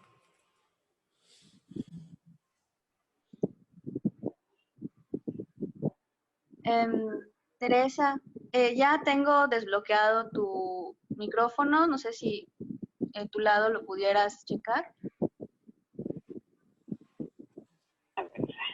¿Me escuchan? Ya, sí, muy bien. Sí, buenas tardes. Mire, mi nombre es Teresita Areníbar, represento a Médica San Miguel, es un hospital y por lo pronto pues nos encontramos en los esenciales. Estuve escuchando las participaciones y las diapositivas, entonces a mí me queda claro entonces, he estado pues de cierta forma estudiando en dónde nos encontramos como efectos jurídicos ante la suspensión de labores y entre la problemática pues de la autoridad, para no entrar en el dilema de que apruebe o no la suspensión las empresas, tenemos que, lo recomendable es entrar en convenios con los trabajadores y los sueldos, en caso de que la empresa quedara en una situación de no pagar, los sueldos entonces serían establecidos bajo un convenio para pagar en un futuro cuando la empresa esté en posición de poderla pagar. ¿Esto es correcto? Sí, es correcto. En el convenio se llega a un acuerdo en el cual cuando la empresa pueda pagar los salarios pendientes, pues que los pague, ¿no? Sí. Ok. Entonces, esto es lo que nosotros debemos de estudiar, debemos de analizar, debemos de ver con cada empleado individualmente si se llegara a descansar a alguno y no queda otra cosa. O sea, esto es lo que debemos de hacer sin tanta vuelta en este punto, ¿no? O sea, de entrar en convenio, de ratificarlo ante la Junta, y les comento, o sea, se ha mencionado aquí en el estado de Quintana Roo que posiblemente si uno de los municipios no tuviera apoyo ante la Junta, el que sí está abierto para tratar este tipo de convenios es en la Junta, estará abierta la Junta en Chetumal, o sea, se tendría que ir hasta Chetumal. Bueno, y aparte, o sea, es algo laboral que se tiene que atender, puesto que es algo muy importante como la suspensión del pago de los trabajadores, ¿no? Entonces, esto es lo que yo tengo de información. No sé si con el tiempo, pues ya esto cambió y estén abiertos en cada municipio, pero por lo pronto lo que yo sí tengo información es que la Junta va a estar abierta en Chetumal. Es correcto, sí. Las juntas locales, la junta local y estatal están trabajando de 10 de la mañana a 3 de la tarde para ratificación de convenios. Ok, pues te agradezco, muy interesante tu plática y estamos pendientes. Gracias, a tus órdenes. Hasta luego. Bueno, muchas gracias por su participación. El siguiente es José Guadalupe. Tenemos acá una pregunta escrita.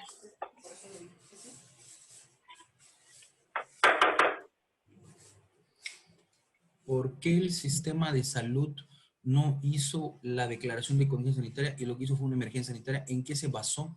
Ya que hasta la presente fecha se sigue corriendo el riesgo en la economía del país, incluyendo a las empresas. Bueno, pues creo que es la pregunta del millón.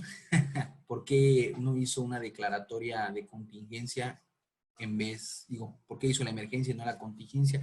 Yo creo que fue por lo que comenté al principio, José Guadalupe. Yo creo que fue con la firme intención de, según la política del gobierno federal, pues apoyar al que menos tiene, apoyar al más necesitado, porque eso es lo que dice nuestro presidente en todas las mañaneras, y de ahí no se sale, no tiene otro esquema, digo, es respetable, ¿verdad? La política, que no es lo correcto, que afecta mucho, a quién sea lo que le concierne, ¿no? Que sea pertinente. Pero yo creo que fue por eso. Y además porque puede ser que al declarar una contingencia sanitaria, pues sabemos que ningún mexicano vive con el salario mínimo. Entonces eso también, ahí al declarar la contingencia sanitaria, pues el gobierno se iba a echar todo el paquete encima de subsidiar de manera económica todos esos salarios. Entonces iban a parar cuestiones de impuestos, o sea, el país iba a venir de cabeza. A lo mejor puede ser por eso, ¿no? Siguiente persona, no sé quién. Siguiente es Judith Rosas, igual ahí abajito, tiene su comentario. Judith Rosas. Ok, dice, el plazo de pago de la diferencia de los sueldos, una vez hay empresas que aún no saben en qué momento podrán pagar los salarios. Bueno, en este caso sí es necesario que pongan una fecha aproximada. ¿Por qué? Porque eso hace el compromiso o el comprometerse al pago. No puedes poner de que se les pagará en algún momento, pero pues quién sabe cuándo, ¿no? O sea, no. Yo pienso que lo estiren lo más que se pueda, hacer que te lo pago a un año. A partir de un año, en un año te pago los salarios, un ejemplo, dependiendo del tamaño de la empresa. Pero sí, tienen que, no existe un plazo máximo, pero pues tampoco le vas a poner 10 años, ¿verdad? O sea, yo creo que un plazo razonable, ahí sería criterio de la autoridad. Lo máximo yo creo que va a permitir es un año, no creo que permita más. Que alguien levantó la manita. ¿Quién sigue? Creo que Alma Sí, Ramírez. Alma Ramírez, así es. Ahorita le abro su micrófono. Alma Ramírez, ya está abierto su micrófono, si de su lado lo pudiera desbloquear.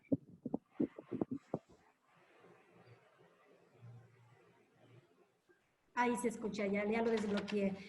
Licenciado Canto, muchísimas gracias de antemano por sus comentarios, por sus valiosas aportaciones. Yo solamente quisiera, a manera de poderle dar una salida a Selma Guadalupe, a su pregunta en cuanto a la ratificación de convenios, quisiera comentar que es cierto que ese criterio que ha mencionado en cuanto a la obligación de ratificar los convenios ante la Junta de Conciliación para tener validez es un criterio que sí se venía utilizando por los tribunales, se venía aplicando, y después surgió otro criterio que vino a ser objeto de una contradicción de tesis que ahora ya es jurisprudencia, y jurisprudencia por contradicción de tesis, y que ahora ya es obligatoria de observancia. Este criterio nos dice que no es obligatorio el ratificar los convenios ante la Junta de Conciliación. Como comentaba usted, es importante para que haya una mejor armonía entre la empresa, un mejor ambiente, a lo mejor una mejor seguridad, pero el hecho de que no se presenten a ratificarlos no le resta valor al convenio. Entonces, si quieren, les puedo compartir esta contradicción de tesis, y creo que en algún momento dado podríamos echar mano de esta. Si en este momento no podemos acudir a la Junta por las circunstancias que ahorita estamos viviendo, de exceso de trabajo de las juntas, lo que sea, podríamos echar mano en algún momento dado de eso. Yo creo que aquí lo más importante que ya nos dijo el licenciado, y que sí, eso no hay que perderlo de vista, es que se debe de celebrar convenio con los trabajadores, ¿no? Cuando haya una modificación de las condiciones de trabajo, en este caso sería, bueno, en este caso del sueldo, y también agregando un poquito más al comentario que nos hacía, o a la pregunta que nos hacía Teresita de Jesús, y alguien más lo comentó, me parece que Selma, en cuanto a los salarios, que se pacta con el trabajador un salario menor al que se viene percibiendo, y se pagará la diferencia con una fecha posterior a pagos, como uno quiera hacerlo. Pienso que también podríamos echar mano de mejor que eso, para no obligar a la empresa a un adeudo con el trabajador, podría mejor modificar las otras condiciones de trabajo, que no precisamente es el salario, como por ejemplo la jornada semanal, la jornada diaria, en lugar de una jornada completa, a lo mejor una jornada reducida, a lo mejor en lugar de trabajar toda la semana, trabajar 3 días a la semana. En fin, buscarle la forma de que no te quedes en adeudo con el trabajador, que haya una reducción de su salario, por supuesto, respetando el salario mínimo, que también muy atinadamente nos ha comentado el licenciado, que no deberá de ser menos que y entonces ir de alguna forma adecuando estas condiciones, irlas modificando, para más bien modificarlas para irlas adecuando a las necesidades del trabajo, ¿no? De la empresa, del trabajador. Entonces, bueno, esa es los únicos 2 comentarios que me permití hacer, y les agradezco muchísimo, en verdad, sus valiosas aportaciones, licenciado. Gracias. De nada. Alma Ramírez. Sí quisiera comentar, Alma, sí sería importante que si nos puedes en el chat compartir el número de jurisprudencia, porque el artículo 33 de la Ley del Trabajo es muy específico y hace mención que todo convenio deberá ser ratificado en la Junta.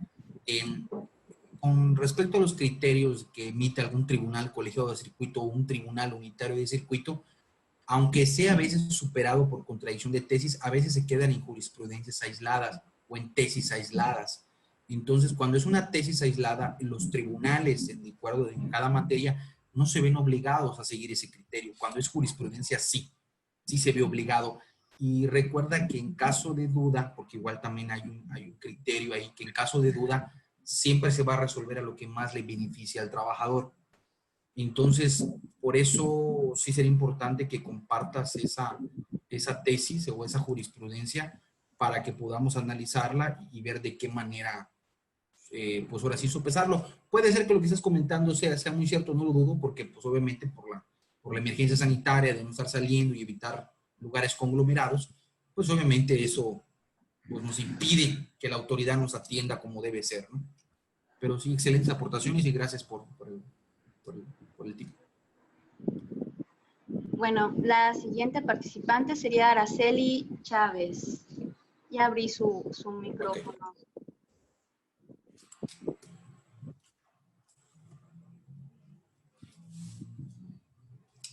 Araceli, si de su lado pudiera desbloquear.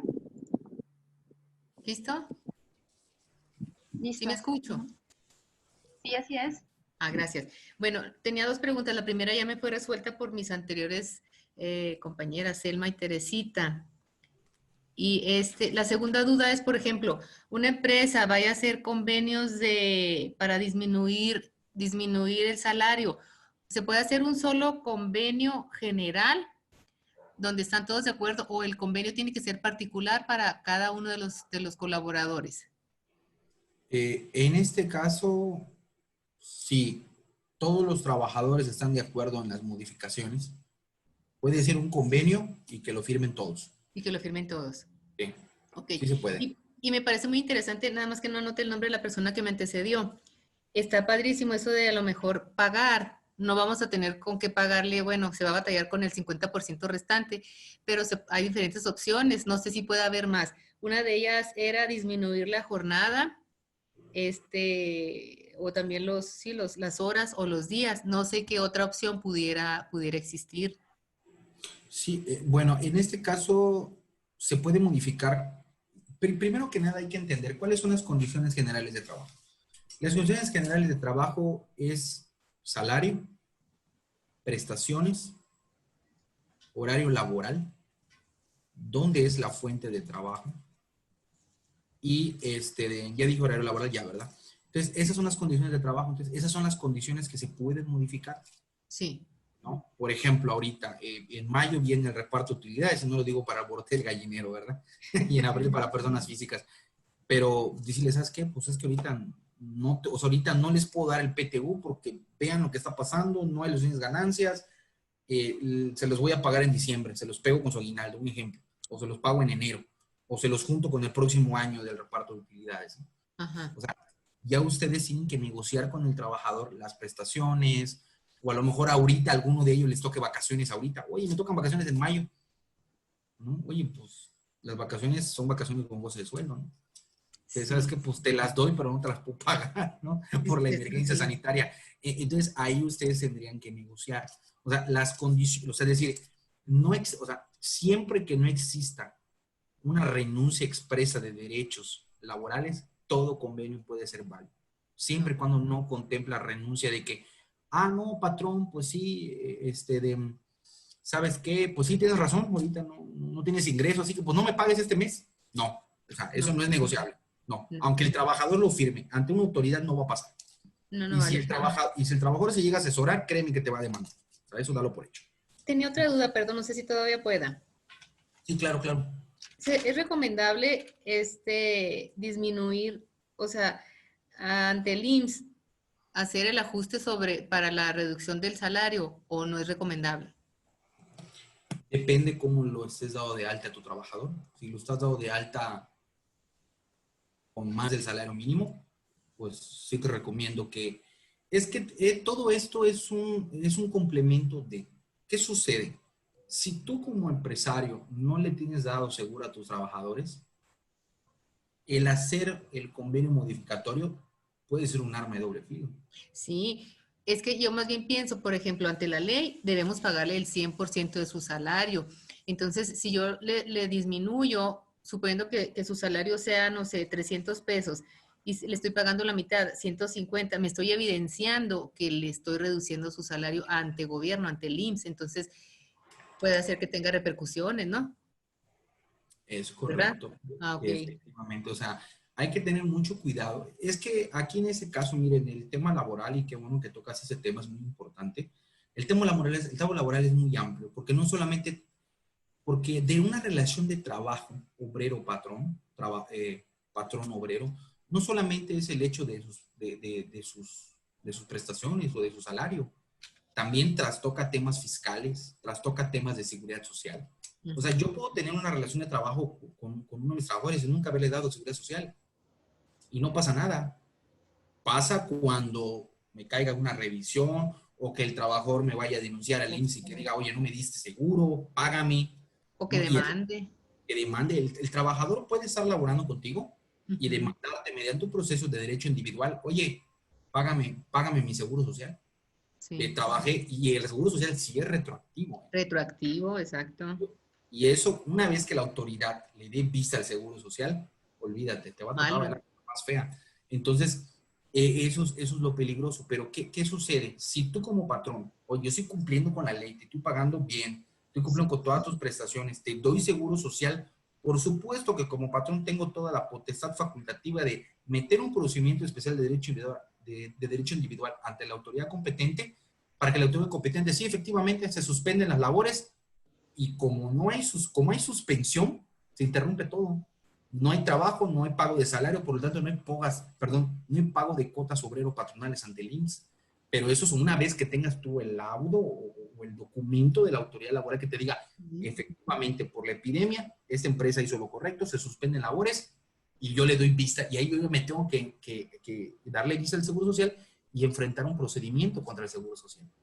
Ese es otro, o sea, en materia laboral, ese es otro boleto que nos vamos a llevar 4 horas explicando seguridad social. Eso es otro esquema. O sea, la materia de seguridad social es otro cantar. Pero entonces se recomienda mejor así no tocar el salario ante el IMSS. Si en este caso, o sea, es porque sabemos, casi ninguna empresa, bueno, no digo casi ninguna, o no todas, los dan de alta realmente con lo que ganan. No se puede, o sea, realmente, ¿no? O sea, si con salario mínimo, yo lo vi de una empresa de 5 trabajadores, pagan mensual 8,000 y pico de IMSS. Y bajito. Y bajito, o sea, con el salario mínimo. Cuando les toca bimestral por 5 trabajadores, pagan casi 17,000 pesos. Sí. Bimestral. Sí. En salario mínimo actualmente que acaba de subir. Entonces, imagínate si tienes 100 o tienes 200. No se puede, no se puede. Viviría, o sea, realmente vivíamos solo para pagar impuestos. Seamos sinceros. Pero ahora bien, hay un tip por allá que quiero dar, que es en la ley del Seguro Social. No recuerdo bien el artículo, no sé si es el 27 o el 24, que habla sobre las prestaciones que graban Seguro Social y unas que graban ISR.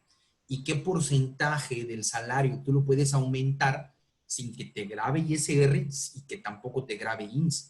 Porque yo te puedo dar de alta sobre 123.22. ¿no? Sí. Te puedo dar de alta sobre ese salario, pero te puedo pagar 300 pesos diarios, no hay ningún problema. La pregunta es, ¿cómo le vas a hacer? Ahí tú tienes que aprender a desglosar la nómina, que eso, digo, no me estoy vendiendo, pero son los cursos que he dado, sobre el desglose de las nóminas y cálculo de prestaciones. Porque a veces uno como patrón, por ejemplo, me pasa mucho en los negocios de restaurantes. Sabemos que un restaurante mínimo abre 10 horas, no abre de 10 horas.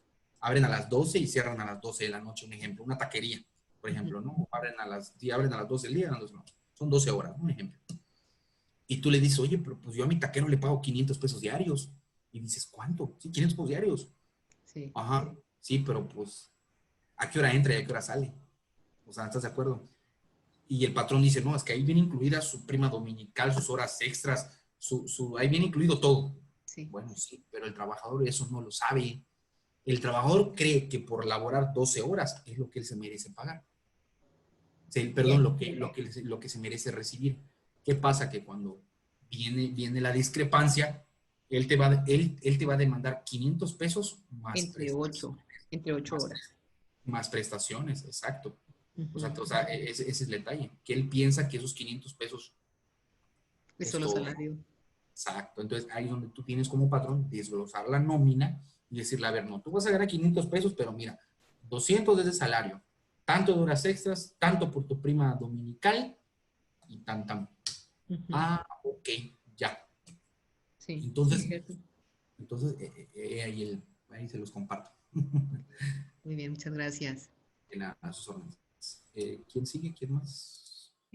No sé cómo estamos de tiempo, ya son las 6:40. No sé si gustas continuar. Sí, no tengo ningún problema, todavía estamos aquí. Okay. Tenemos acá en los globos de preguntas y respuestas a Georgito Gutiérrez. Dice, si voy a dar de baja a un trabajador en este momento de la emergencia sanitaria porque necesito recortar nómina, ¿qué sería lo ideal decirles o cómo decírselos? Bueno, si tú te ves en la imperiante necesidad de reducir la nómina por la emergencia sanitaria, te recomiendo que hables con ellos, que obviamente vas a hablar con los trabajadores que tengan menos antigüedad para que no te cueste tanto. No te puedo decir que no te va a costar, digo que no te va a costar, te va a costar. En este caso, ¿qué es lo que tienes que hacer? Tienes que hablar con ellos, decirles que pues, esa situación es insostenible por las razones que ya sabemos, sobra decirlas. Ya se les mencionó, mira, ¿sabes qué? Lo que yo puedo hacer ahorita es, hay que concientizarlos que si legalmente es un despido, porque legalmente le tienes que pagar como si lo estuvieras corriendo, porque pues no hay un fundamento legal o una determinación para poder rescindir la relación obrero-patronal, pues tienes que hablar con ellos y decirles, ¿sabes qué? Esta situación es insostenible, no te puedo seguir pagando, mira, no puedo. Y el trabajador va a entender, el trabajador tiene que entender, hablar con él, concientizarlo y decirle, mira, ¿cuáles son las prestaciones que le tocan en dado caso de esto? Ya sabes, las irrenunciables, ¿no? Su último salario, su última semana o quincena, su prima vacacional, su prima dominical, sus vacaciones, su parte proporcional de aguinaldo, su prima de antigüedad y la indemnización de 90 días. Que esa indemnización constitucional es lo más fuerte, lo más pesado. Entonces, dile, mira, no tengo los 90, te doy 45, te doy 50 días. Ya si el trabajador se pone muy que no, pues ni modo. Vas a tener que pagarle los 90 días, las prestaciones que ya te mencioné, pero tenías que negociar con él. No te queda, no hay otra opción. ¿Alguien más? Sí, está en el chat Luis Salas y de allí todos los demás comentarios. A ver, Luis Salas. A ver, Luis Salas. A ver. Después de un comentario de agradecimiento de Sonia Cisneros. Ok, se debe anexar en el convenio el contrato individual de trabajo. ¿Qué documentos se anexan? Buena pregunta, sí. Los convenios para modificar las condiciones de trabajo, sí recomiendo que exhiban el contrato individual de trabajo, porque es el sustento legal de la empresa. Si no, ¿cómo voy a modificar algo? O sea, ¿cómo voy a firmar un convenio modificatorio contigo si no exhibo el documento base de la acción? Y en este caso, el documento base de la acción sería el contrato. El problema es para las empresas, es para aquellas empresas que no tienen contrato con sus trabajadores. ¿Cómo le van a hacer? Esa es la pregunta que yo les hago a los empresarios. ¿Quién más? Dice José Pérez, solo comentar que la Junta Local no califica los modificatorios que se depositan allí, solo se emite el acuerdo que se surte efectos y se aplique de manera inmediata. ¿Es una pregunta o bueno, dice solo comentario? Ok. José dice, y demás que es un requisito indispensable en los convenios plasmar la temporalidad y voluntad de las partes. La finalidad de los convenios es que no se pierda la acción oral, sino que se modifique temporalmente. ¿Es correcto? ¿Nos puedes pasar el número de regulación de la jurisprudencia, por favor? De hecho, ya la pasó, aquí está la contratación de Texas. Muchas gracias, Alma. Dice Judith Rosas, al hacer reducción de jornada y de salario en forma proporcional, hay que hacer modificaciones al contrato y al INSS. Claro, por supuesto, el convenio modificatorio viene con los efectos de modificación al primer contrato que se suscribió. Y ya lo había comentado, ya lo expliqué hace ratos. ¿Cómo se puede proceder en caso de paro técnico? ¿Se puede hacer esa figura? Es una pregunta, comentario, Judith Rosa. ¿Le puedes dar el micrófono a Judith Rosa? ¿Sigue por acá? No entendí la pregunta.